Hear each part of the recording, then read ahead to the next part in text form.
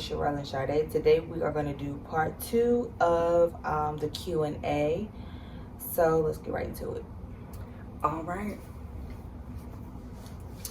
I believe that God speaks to everyone differently. Some through signs, inner voice, or other people. How do you feel like God speaks to you? And has there ever been a time where you just knew without a doubt that God was trying to send you a message? Read it.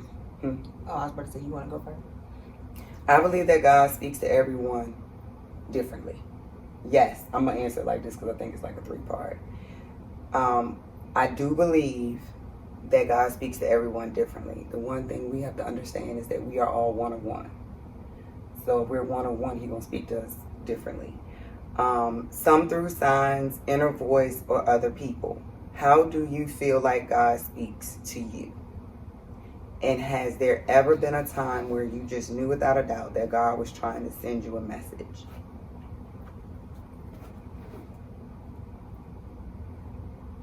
Yes. And I feel like my message I finally got after my second divorce. Like I needed to find me. And the lesson in it was that I needed to learn how to love me before I can love somebody else. So that's one of the lessons. I'm going to say in my career, the things that I've experienced. The things that I am experiencing or things that I've experienced is all setting me up for bigger and better things to excel and evolve in my career. Well, I really can go on every aspect, but you go ahead. If you want to. It's up to you. I'm going to say financially, because when I say, I'm telling you, I've been rock bottom to the point where when I was in school, I didn't even have money to get out of a parking deck, to now being comfortable where I am in my journey. So it took those things to happen for me. At the time, I didn't get the lesson in it. But now that I'm looking back, they say you go back to where you come from. I look back and I'm like, you know what? I appreciate that lesson. And as far as through people or through signs, that lesson of financial discipline, I would have to say comes from my dad. So they send people to, God will send people in your path. So yeah, I agree. God speaks to everyone differently, and I know that He speaks to me a lot of times through my dreams, like numbers.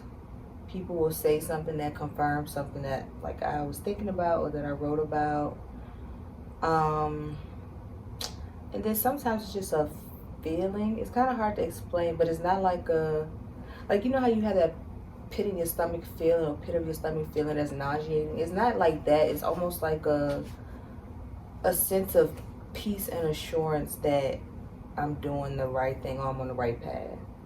How else? Definitely through people, definitely through like numbers and stuff.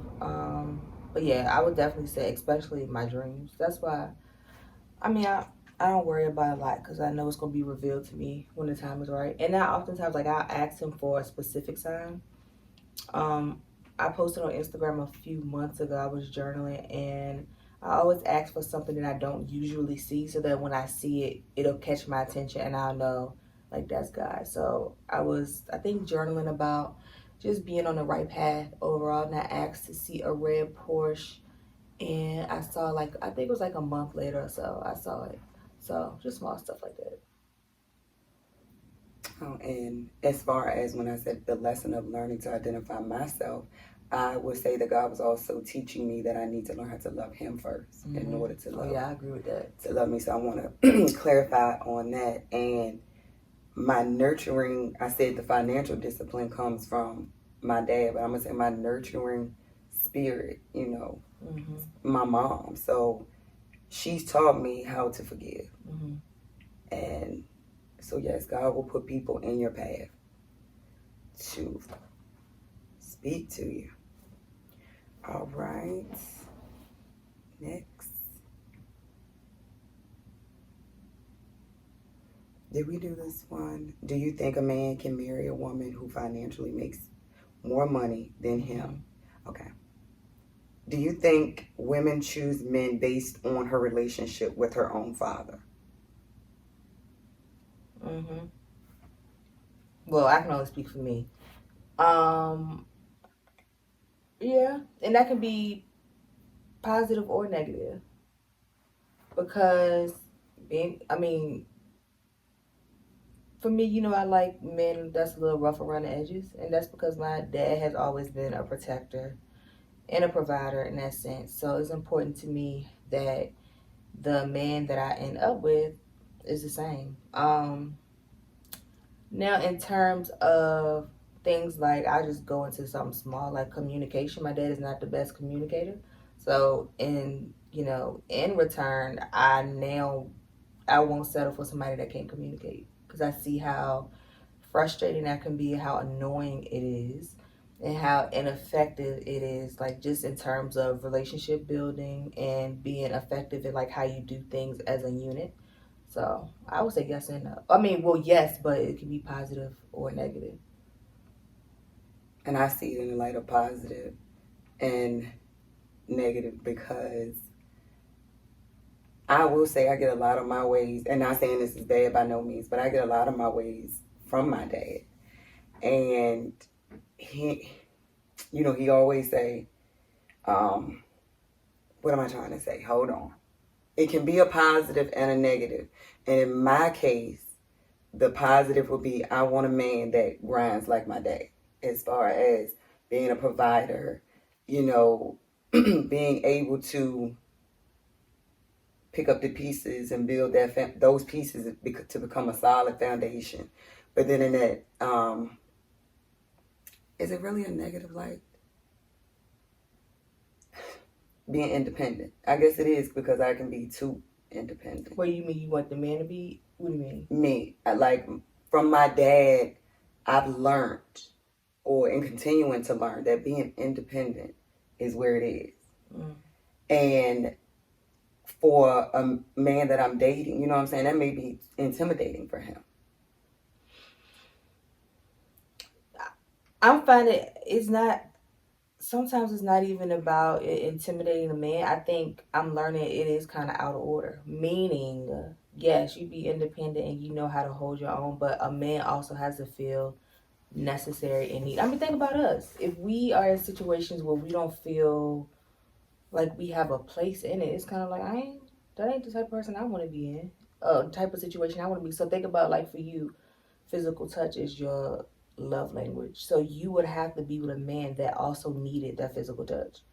So if you think about a man as a provider, that's just how he was created, to be like a provider and a protector. If we walk around like we got it all covered, to a man that's kind of like, And that's what I'm saying. Like, is it a such thing as being, well, I know it is, it's being too independent. I think we focus a lot on him being accepting of the fact, well, like you were saying, you're very independent, like finding a man that's accepting of that. But I also think it's going to call for you to be less of that, not less independent, but like not as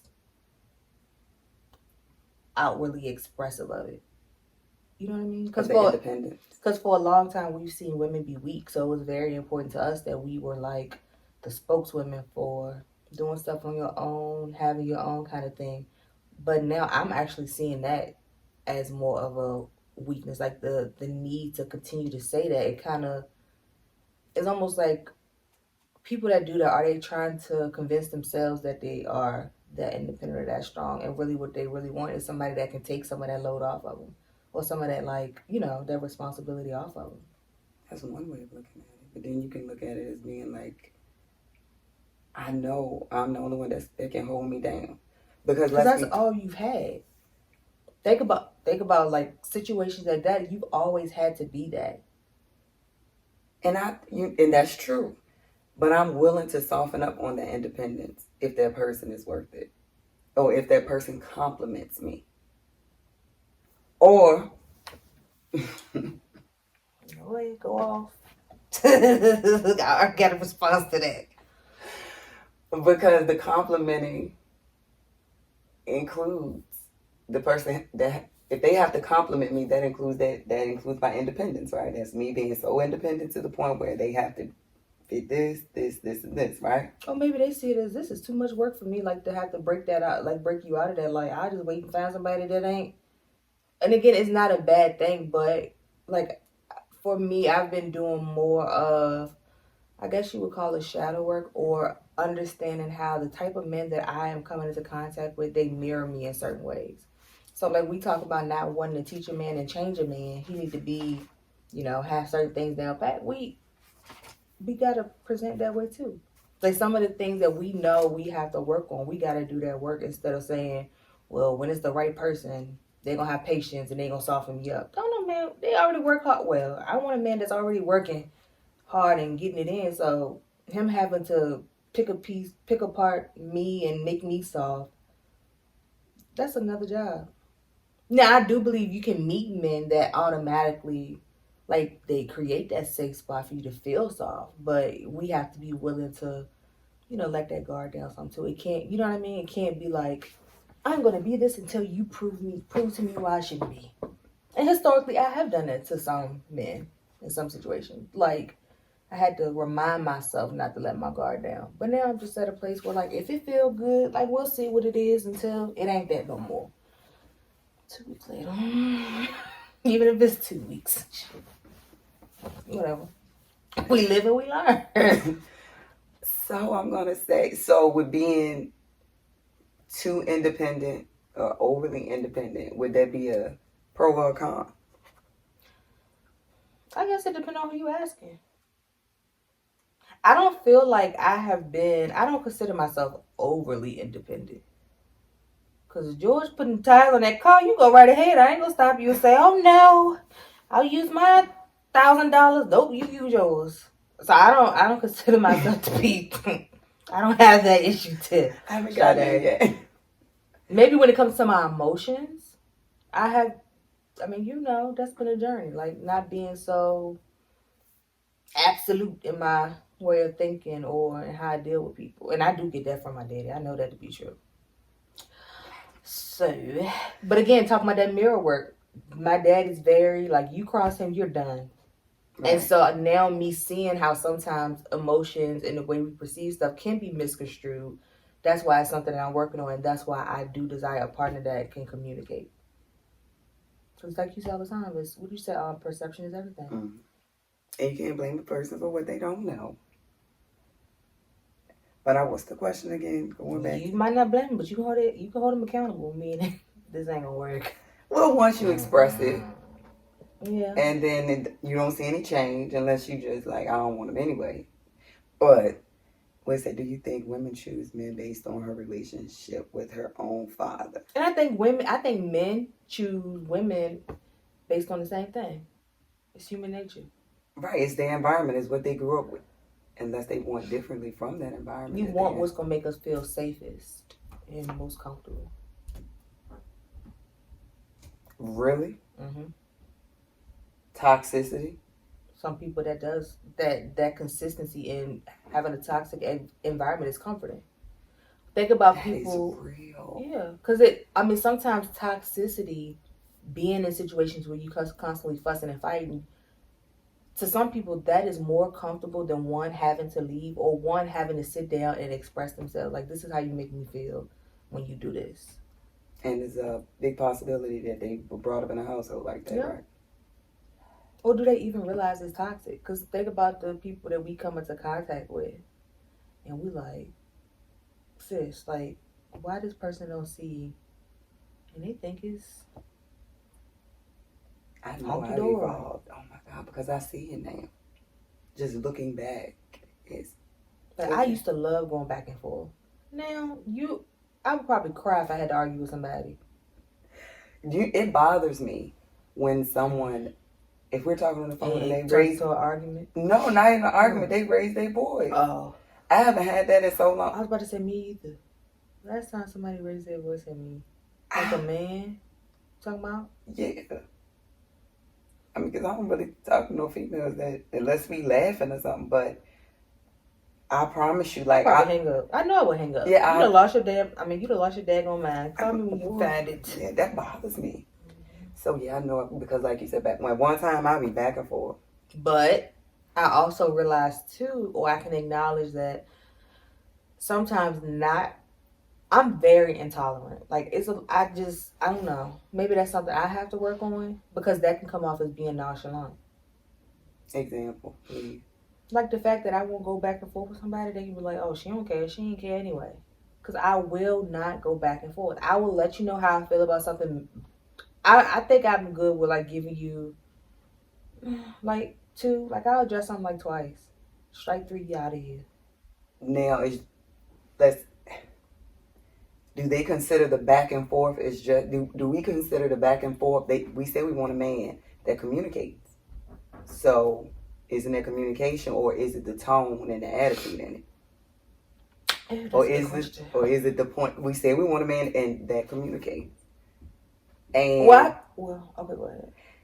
And you know for yourself, for men that have not had to communicate, am I saying that right? Mm-hmm.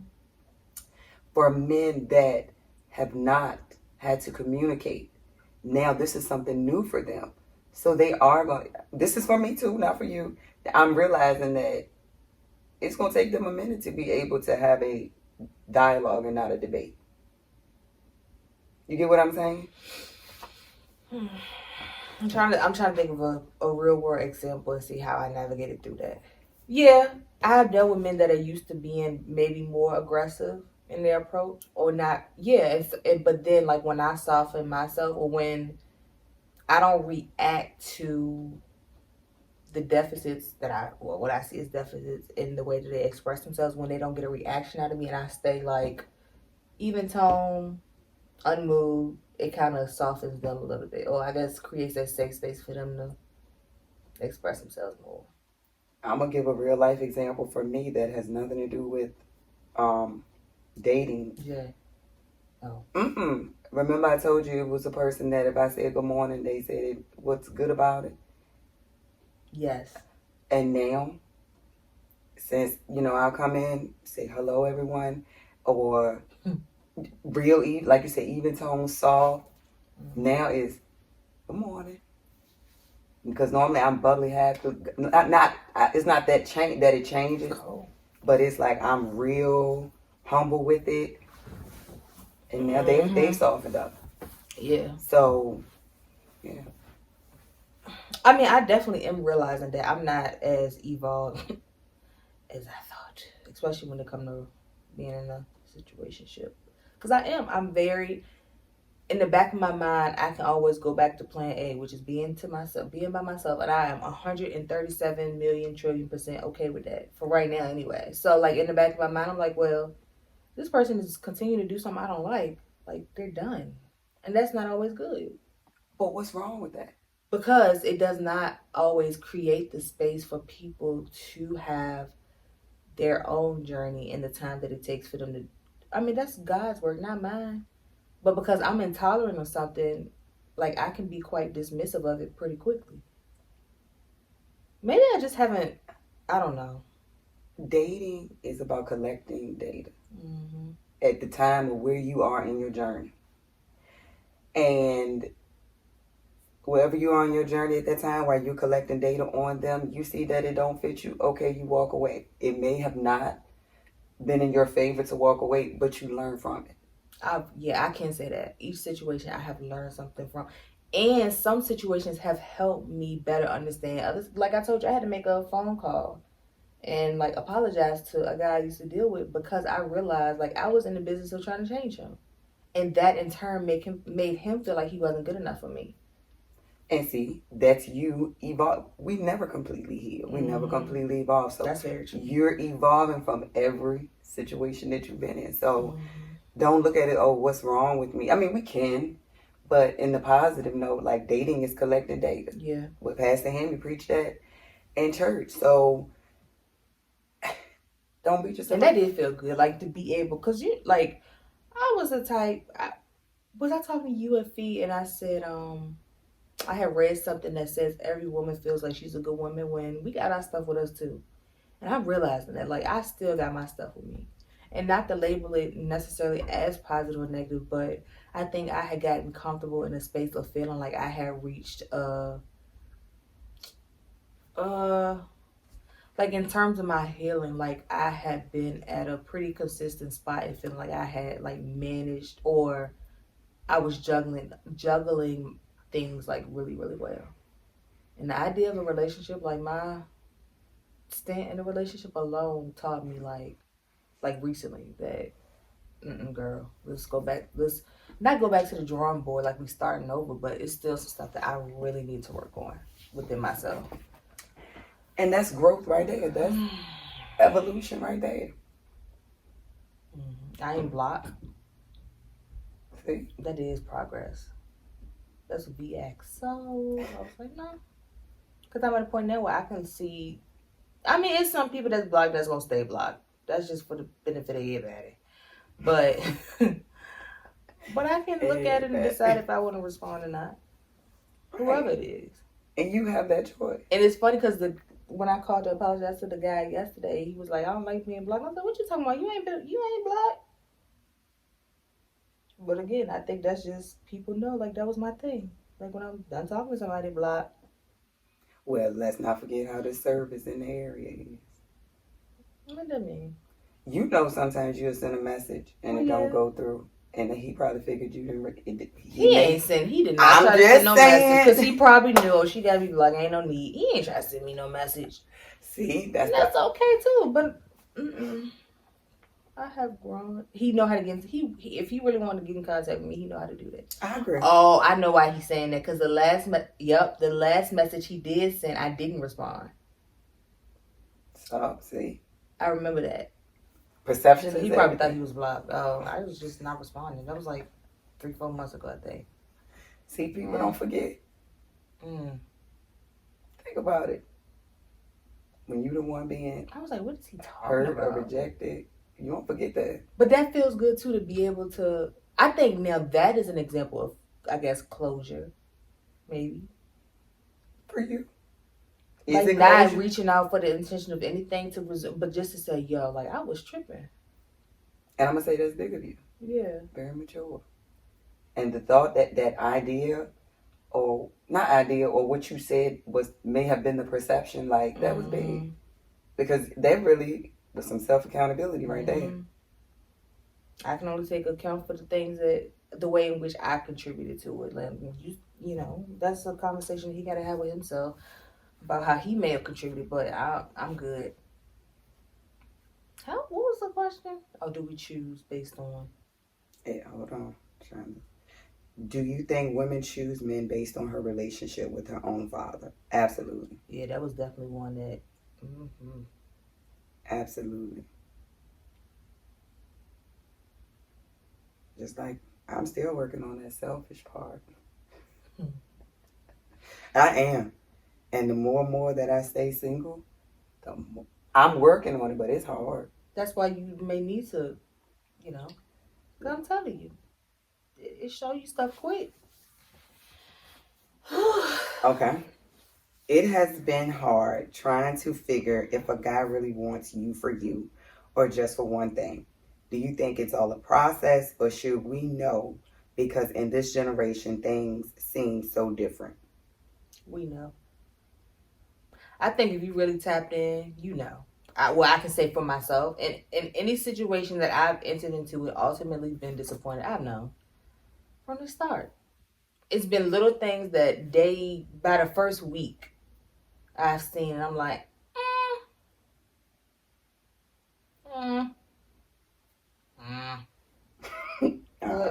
that's me. Maybe, that's just me. To be quite frank, or to be honest, I asked the question.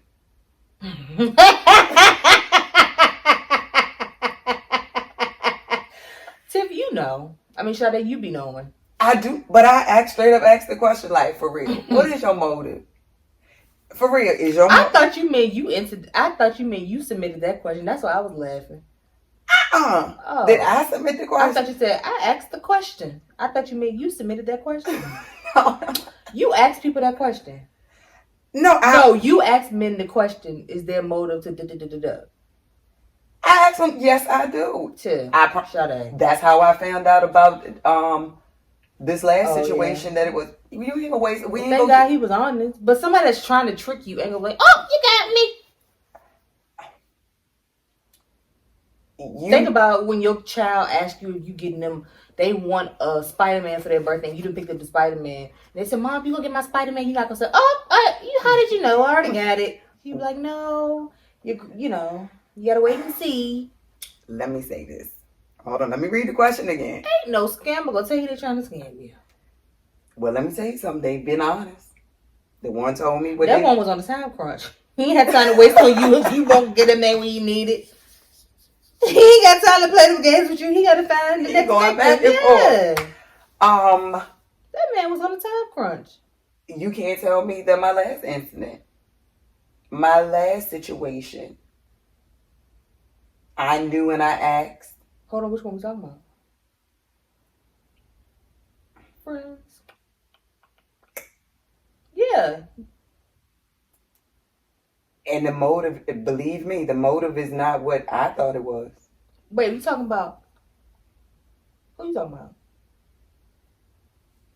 about? Which one? Who? Oh. Well, what you mean? You knew that motive because of history. And the motive that, yeah, you're right. Both of them. Both motives. Because you already saw ways in which that person hadn't changed. So I knew, but yeah, so I asked.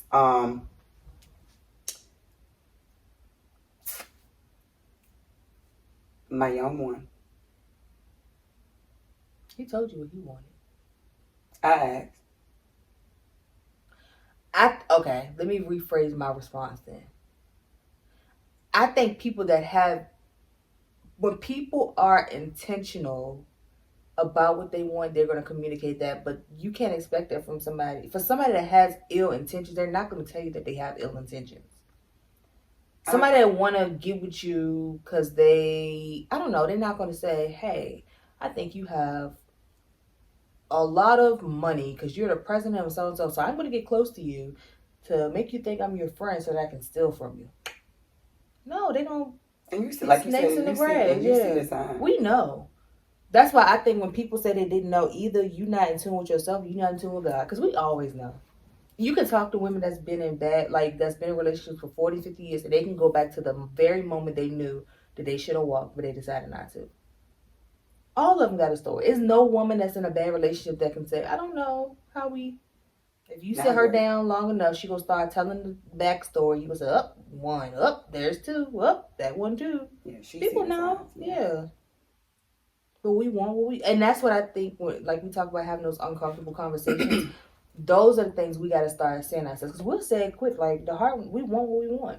It's been situations that we've gotten ourselves in. We know, but this looks like a good time. Let's do it. You might go to jail. Yep, let's do it. And that's okay, but you can't sit there and then play the victim. Right. What started and that's another thing I wanted to say to piggyback on the last episode, because wasn't it a question about healing or something like that? Remember. Well, I will say this. When I was told you knew everything I was doing, you tolerated it. That right there, that's what really, that 2020 conversation, not 2020, 2020, it was quite recent. Was it 2022? That conversation right there. Like, you right. So, we know. Yep. And we know. Ain't no ifs, ands, or buts. Nope, we know. And you know what? We feel it. We feel it. Yep. Because you already know that pit in the bottom of your stomach will tell you every time. I know for me. Can't eat, can't sleep. That thing punching you. And mine don't always show. It's like I was going back when I was talking earlier about that feeling of I know something ain't right when it's a peaceful hunch. Like I think sometimes our past experience can make us anxious about different situations, and so we gonna worry. Like it. Well, I used to be like that. It automatically creates a sense of worry. But when somebody's just not right for your spirit, it's just not gonna be settling in your spirit overall. You know what I mean? Because I've dealt with men where I can know they doing going to handle business or going to practice because they coaching, and I don't be worried about it. Like, oh, I wonder what he doing. I'm just like I talk to him when I talk to him, and then there's been other situations where it's kind of like somebody just don't feel right. And then when they call you, they're doing all that stammering, and you ain't got to lie to me. Let me keep it a stack with me so we can see how we move it. You just let me know. Somebody called him and told him, you know what I'm saying? Somebody called him, so I want you to ride with me and all. You up at the last minute? Come on now. Mm-hmm. Or the fact that people know they can do that to you, like people know who they can do certain last minute stuff with. So being you the person that they felt like they could call and get to ride with them last minute. To me, that's that people already know you don't respect your own time. You know what I mean? Right. I mean, certain stuff come up, and like we'll do that to each other. But if you always the go-to person that people call when it's a last minute thing, get on somewhere. But I knew that was the strategy. Mm-hmm. Yep.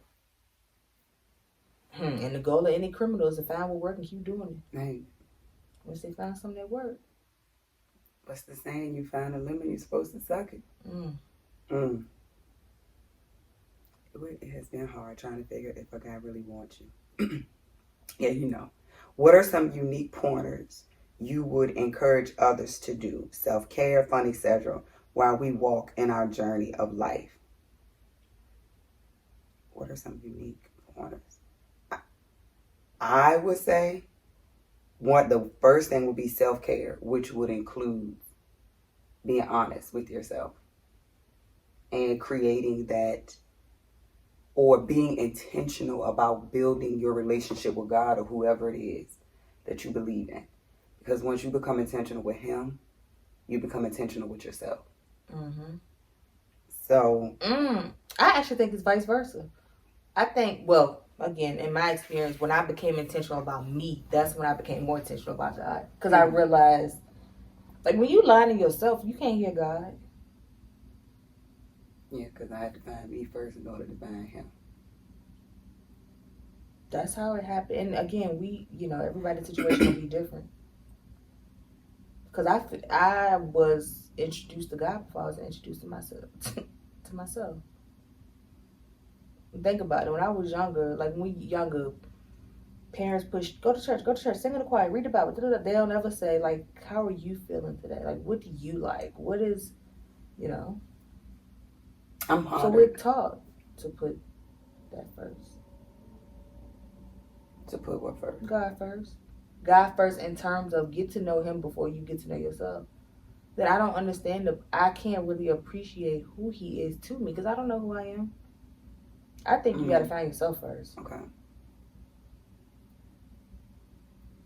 Because then I can see how He shows up in my life. I look at it as the situation of what came first, the chicken or the egg, is for me. Mm-hmm. It's like I know the difference in mine because, I was so depressed when people just pushing God. Who am I? Can I figure out who I am first? I mean, I see your point from that perspective, yeah. But then I look at it as I wouldn't have been able to find myself if God didn't put me through what I went through. Just like I said, it's just like that scenario of what came first, the chicken or the egg, for me. And I'm sorry. I cut you off. Having a work-life balance. Mm-hmm. And I'm going to say for the people that have children, we love our kids, but we do need a break from our kids, whether it is while they're at school and we take a half a day from work. For us, you do need a break. Mm-hmm. So having a work-life balance and setting those boundaries. Mm-hmm. What's the question? Some things I definitely solo dates. Solo dates. Finding the thing that you really enjoy and being unapologetic about it, I guess, and finding different ways to further explore that part of you. Reading, journaling. Yeah. Reading and journaling were like my core, I don't know, my holy grail. They are. You said they I think you just when I first started, they were. Now I don't do it as much, like journaling. I don't feel like I have to. At one time I was journaling every single day. I wish I could sometimes, but it was, I mean, back then I had to do it every day. You make up for it when you do right now. Yeah, 20 pages. That is. So just to keep it short, I would say those things. Going on solo dates. And I find that your solo dates actually make other people uncomfortable. It'll be people there in groups, and they will watch you. The fact that you're sitting somewhere by yourself and having the time of your life, it will make it make other people uncomfortable. Like I've had people ask, "You're here by yourself?" Yeah, I am. But you plan on doing something to me or something? Right. Wow, you traveled all the way? Yeah, I did. So, yeah, those would be my things. What I said, work-life balance. And I'm going to say communication, learning to communicate and start with yourself. Mm-hmm. Start with yourself, having those uncomfortable conversations. And learn that it's okay to be uncomfortable. So, yep. It only sparks growth. Love hard firsthand, or love little by little as we connect and grow. That's the last question. Love hard first, or love little by little as we connect and grow? I think because love is something that's not. Love itself is not you can't pour a bowl of love. You know what I mean? Mm-hmm. So you can't go and say, "Let me get the love out the cabinet and just give you a little bit because you did a good job at school today." I'm saying in terms of people talking to a kid. So I don't think you can't quantify love to know how much of it you're giving at any given time. You only do what feels right in that moment. Cause one expression of love today, you don't know how. You never know what your deepest expression of love is at any given moment.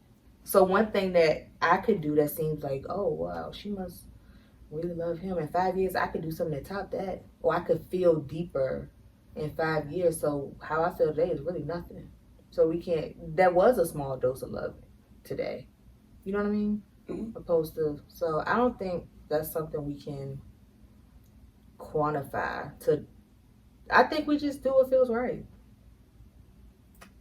For me, I feel like this question, I can say that love, we shouldn't put a time on love. I agree. Because in actuality, we're going to learn each other. Our relationship is going to grow little by little. Mm-hmm. Anyway, so don't put a time on love because, being real, look at people that's been married 20, 30 years and now they've divorced and been with somebody less than a year. Mm-hmm. And they said that's the best. The lady yesterday. Yep, she told us yesterday. Yep.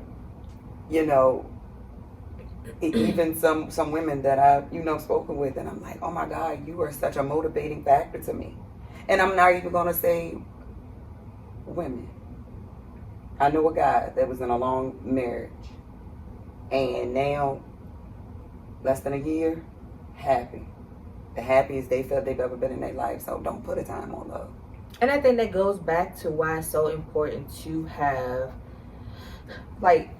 some people shut themselves up and wait on the one. You have to experience, like you were saying earlier, you have to date and collect data to then get a final list, so to say, of what you require. So then if I meet somebody and you check out, okay, check, cool, like we can kick it.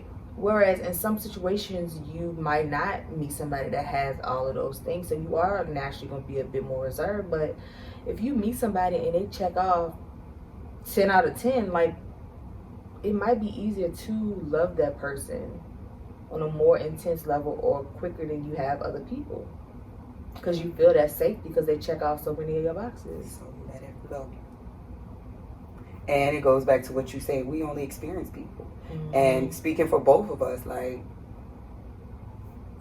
it don't matter if we've been dating 10 people, it's okay. Mm-hmm. We only experience people. And who cares? Does it matter to anybody else that I've dated 10 people or gotten 10 bodies? Does it matter? Because you think about it, you ain't gonna go to a car lot and pick the first car that you see. No. That would be a uninformed purchase, or not the smartest thing to do. So why do we think we should do that when it comes to the people we're gonna spend the rest of our lives with? Because it's society. That's right. It's about every person that I've experienced has taught me something that I know is building up to whoever I know. And that's important, and that's what dating yourself, dating others is about, I feel. It's fun. It can be fun. It's fun. And it's very fun. Now, having to end stuff ain't always fun, but then, like, when you flip it and think about it, like, okay, well, this time, like, I was quicker to choose me. Like, it didn't take... You ain't waste no time. Yep. You move with a purpose. Yep. Well, we about 2 weeks in. It's getting on my nerves. You got to go. Not getting on my nerves, but... Or whatever time, like, whatever time frame. We've been doing this a couple months, and it's just not... It's not going to work. And if you start something like that, it's gonna continue to be that way. Continue to be easier and easier. Yep, and then you sitting there like, dang, 10 years done passed. I have not fulfilled anything that I need. You get more comfortable in your decision making, and you can acknowledge, hey, maybe I passed up on somebody that could have been good for me, but right now we're just not aligning in that way. And you get comfortable in saying, I know that I'm not doing this with no ill intentions, not trying to be mean or nasty. I just know it's not what's for me right now. And you feel comfortable, and once you make a decision, not going back and forth on it. I know me at one time, I'll be like, all right, we done. And then the next day we texting again, or the next day, I don't know, like maybe I didn't make... And for me, at one time, I was so worried about what people was going to say. Girl, it was like, I did not choose me. So. But again, when you set a certain standard about yourself, even if people have their own thoughts about something you're doing or how you carrying stuff, they're not going to say nothing to you. Y'all can talk about it amongst yourself. I don't care. Just don't ever feel like you can bring it to me. And the one thing that I learned is that people, if they only talk about your business until when you put it out, people only talk about something when it's new, when it's fresh, and they're waiting to hear something new, and then after they hear something new, on to the next, and they never look at themselves. And people are intrigued by what they don't understand. So for us, because we believe in like dating until you find what's right. Then when we hear about women, like they talk about Lori Harvey, she was somebody, she's dating like a lot of people should date. She's doing her due diligence. Yes. She is collecting data.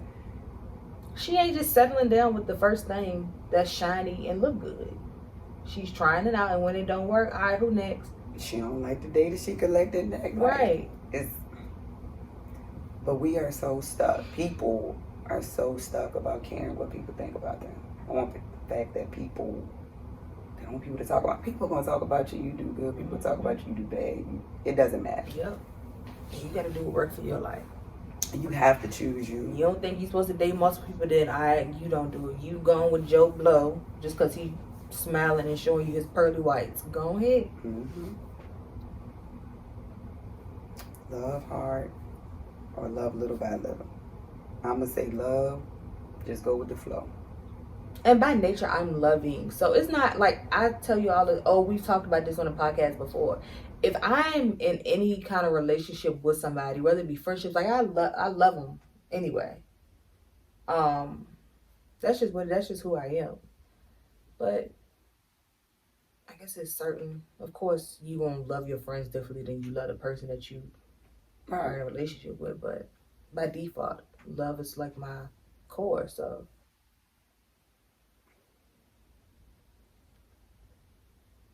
I know it's harder to get for me to love. I'm gonna say that as far as a partner, man, because my walls are pretty high, especially just from this week alone. why?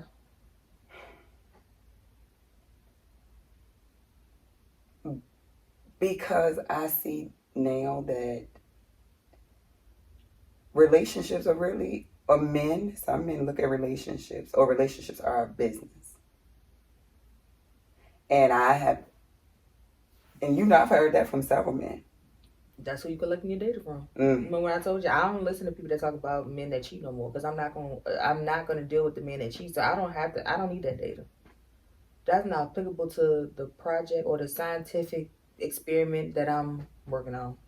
But it's not in the way of me dating them. It's just, you know, having a casual conversation with someone and like how they really look at love. And you think about it, what if they are teaching this to the next generation? Well, they are. Some people are teaching this to the next generation. So it's just like, I'm collecting this data, and for me, in every aspect of relationships, not just dating relationship, but in work, all of that is. And I can even say, even in situations most recently that have not worked out, like as far as a partner, they've been better situations across the board in terms of personality. Like I can't believe some of the people I used to entertain in terms of them just not being good people, wholesome people. So like I think now having to make a decision of yes, you are an amazing person, but you just not for me. Like our whatever's just on the line, that actually is more difficult in the grand scheme of things than cutting off somebody that's like trash anyway. Like, I can whatever. Is it fair to say I that? didn't say trash. That's what you mean trash? Mm-hmm. Trash in terms of trash. We know people that like I feel like they are intentional about just being mean to women. So to me, that's trash. Trash as it pertains to me. That's the generational curse. But they're taught. I see the similarities. Is what they? I can't say that because I don't know. Person I'm thinking about in particular. And the person I'm thinking about in particular, for me, that compares to yours. I'm talking about. You remember that time they didn't know that you was around me, or was you on the other lot, and we was fussing about food?